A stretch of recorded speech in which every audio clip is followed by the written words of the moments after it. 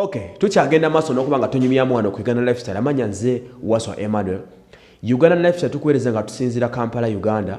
Mwebale nnyo okuba nga musubscribinga ku channel yaffe eno ne mugikuza enkya n'eggulo n'eyongera okuba nga enfuuka spap. Mwe mutufuula kye tuli, mwe mutufuula ab'enjawulo. Mbaagala nnyo mwenna ababeerako nga mutugoberera.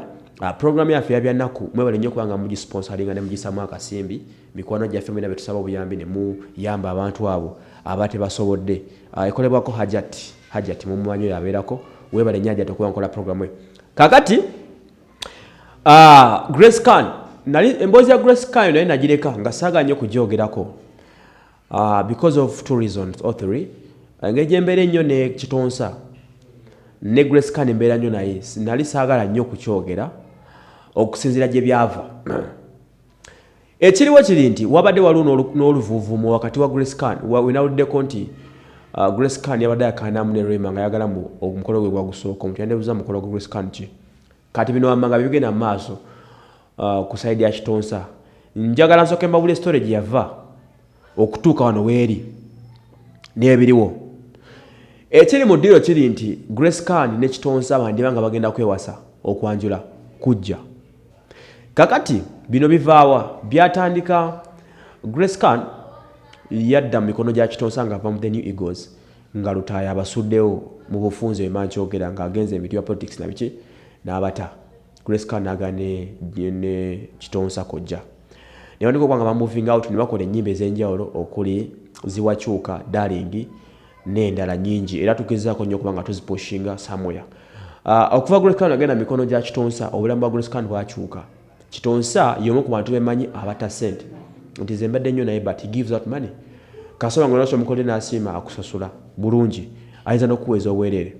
Naye Grace Khan ne badde nga batanso tambula babadde nga babeera bonna mu buli wamu w'omanyi era nga ssente zonna zeetaagisa Grace Khan okukozesa Kitonsa azimuwa ewatali yadde okubuzaabuza amuwa full money ebyaddala si gumu seebiri nga ndi nabo nga bamusasula cash down n'azimuwa papa kino papa kiri buli kimu n'akigula.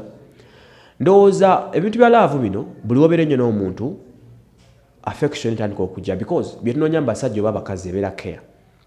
Omuntu ne waba si mulungi nnyo ekigenza ewala your expectations ebiseera ebisinga byakola ebirungi bye mukwagaza bw'aba mukazi nga kibibi kiri awo love gy'aba nayo enneekolako gye yeekolako akasente kakuwa obulamu bwakuwa o ending up ng'omwagadde n'abasajja bwe kiri. Grace Khan ndowooza omukwano yagugwamu eri Kojja Kitonsa because of the money, because of the care. Okitegeera buli kimu Kitonsa kyakola completely ng'abikolera nga ani atali mugandawo. Grace Khan anandika nnyo okukola sente ne waba nga manager automatically Kitonsa ayinza okuba badde ng'abikola for the purpose of muyimbi we n'engeri gy'agaba ennyo sente but abakazi ndowooza obwongo bukyuka mangu n'akyuka.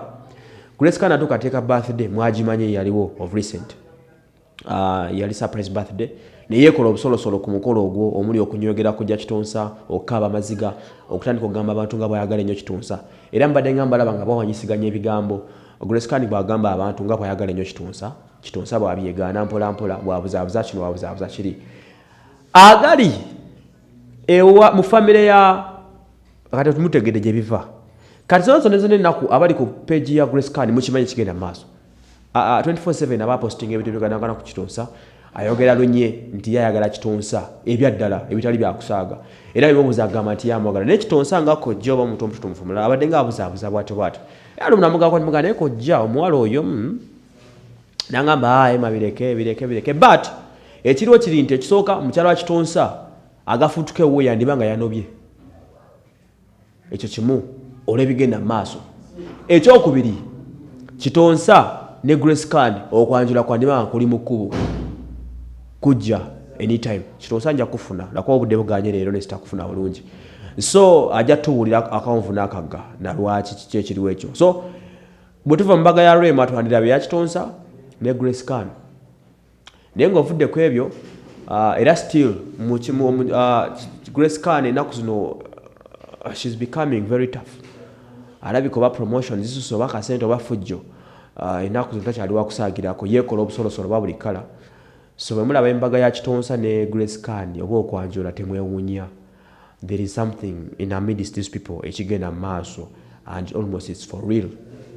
Nze Waswa Emmanuel Kitonsa ekyo tujja kukwatagana ndowooza abantu engeri okuba nga batabbira nti ate kati olina managinga music n'omanagingiramu n'omuyimbi naye kino tekikola nnyo mawulire. I think aba manager okwagala abayimbi baabwe okitegeera. That is it. Anyway, nze Waswa Emmanuel.